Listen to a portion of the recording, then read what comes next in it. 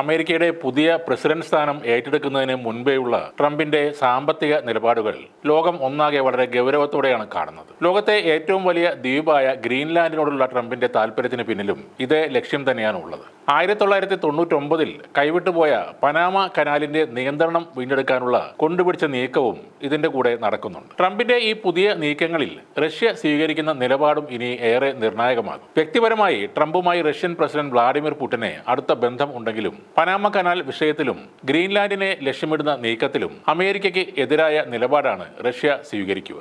Ukraine Russia യുദ്ധത്തിൽ റഷ്യയോട് അനുഭാവപൂർണമായ നിലപാട് Trump സ്വീകരിക്കുന്നത് കൊണ്ട് മാത്രം അമേരിക്കൻ താൽപര്യങ്ങൾക്ക് റഷ്യ സപ്പോർട്ട് ചെയ്യില്ല.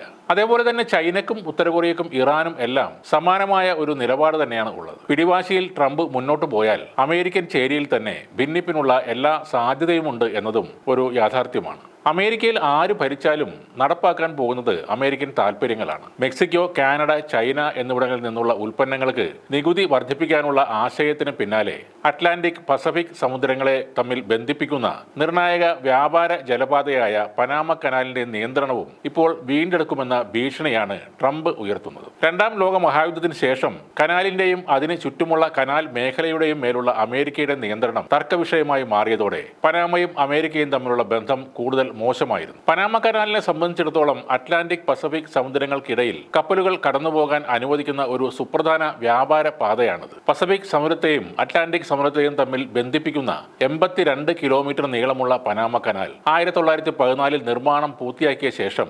1999 അമേരിക്ക പനാമക്ക് കൈമാറിയത്. 1977 ടോറിയോസ് കോട്ടർ ഉടമ്പടി പ്രകാരം അതുവരെ അമേരിക്കയുടെ കയ്യിലായിരുന്നു ഈ കനാൽ ഉണ്ടായിരുന്നത്. നിലവിൽ പനാമ കനാൽ അതോറിറ്റിയാണ് ഇത് പ്രവർത്തിപ്പിക്കുന്നത്. അടുത്തിടെ അരിസോണയിൽ ഒരു മീറ്റിംഗിലാണ് പനാമ അമേരിക്കൻ നാവിക വാണിജ്യ കപ്പലുകളിൽ നിന്ന് അമിതമായി ചാർജ് ഈടാക്കുന്നതായി ട്രംപ് അവകാശപ്പെട്ടത്. ഇത് അവസാനിപ്പിച്ചില്ലെങ്കിൽ കനാലിന്റെ നിയന്ത്രണം വീണ്ടും അമേരിക്ക ഏറ്റെടുക്കുമെന്നാണ് ട്രംപ് അന്ന് ഭീഷണിപ്പെടുത്തിയത്.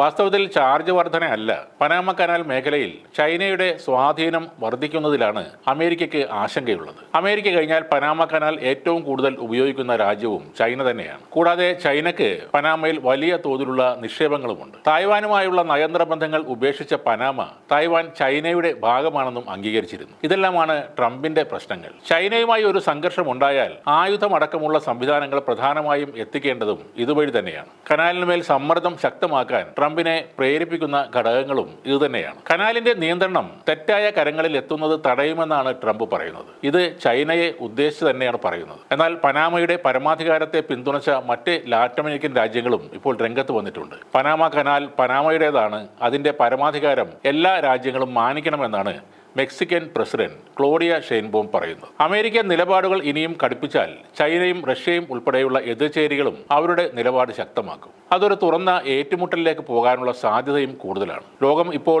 സോവിയറ്റ് കാലത്തെ പോലെ അമേരിക്കൻ ചേരിയും റഷ്യൻ ചേരിയും എന്ന രൂപത്തിലേക്കാണ് തിരിച്ചു പോകുന്നത്. ലോകത്തെ സംബന്ധിച്ച് ഏറെ ആശങ്കപ്പെടുത്തുന്ന ഒരു നീക്കമാണിത്. സോവിയറ്റ് യൂണിയൻ തകർന്ന് പല കഷ്ണങ്ങളായി മാറിയ സമയത്ത് റഷ്യ വിചാരിച്ചിരുന്നെങ്കിൽ ഉക്രൈൻ എവിടെ നിൽക്കുമായിരുന്നു എന്നതും അമേരിക്ക മനസ്സിലാക്കേണ്ടതാണ്. സോവിയറ്റ് യൂണിയന്റെ ഭാഗമായിരുന്ന പ്രദേശങ്ങൾ സ്വതന്ത്ര രാജ്യങ്ങളായി മാറിയപ്പോൾ അവരെ സ്വന്തം സൈനിക സഖ്യമായ നാറ്റോയിൽ ചേർത്ത് അവിടങ്ങളിൽ തങ്ങളുടെ മിസൈലുകൾ സ്ഥാപിക്കാനാണ് അമേരിക്ക ആദ്യം ശ്രമിച്ചത്. റഷ്യയുടെ അതിർത്തി രാജ്യങ്ങളെ ലക്ഷ്യമിട്ട് ഇത്തരത്തിൽ വൻ സുരക്ഷാ ഭീഷണി ഉയർത്തിയ അമേരിക്ക ഏറ്റവും ഒടുവിൽ ഉക്രൈനിലും ഇതേ അജണ്ട നടപ്പാക്കാൻ ശ്രമിച്ചപ്പോഴാണ് റഷ്യ അവിടെ സൈനിക നടപടിക്ക് നിർബന്ധിതരായത്. അതുകൊണ്ട് തന്നെ പനാമ കനാലിനും ഗ്രീൻലാൻഡിനും വേണ്ടി ഇപ്പോൾ അമേരിക്ക ഉയർത്തുന്ന വാദങ്ങളും ലോകരാജ്യങ്ങൾക്ക് മുന്നിൽ അംഗീകരിക്കപ്പെടുകയില്ല. ഈ രണ്ട് വിഷയങ്ങളിലും റഷ്യയും ചൈനയും സംയുക്തമായി തന്നെ അമേരിക്കയ്ക്ക് എതിരെ രംഗത്ത് വരും. അവരോടൊപ്പം ഉത്തര കൊറിയയും ഇറാനും കൂടി ഇറങ്ങുന്നതോടെ നാറ്റോയ്ക്ക് ചരിത്രത്തിലെ ഏറ്റവും വലിയ വെല്ലുവിളിയാണ് നേരിടേണ്ടി വരിക.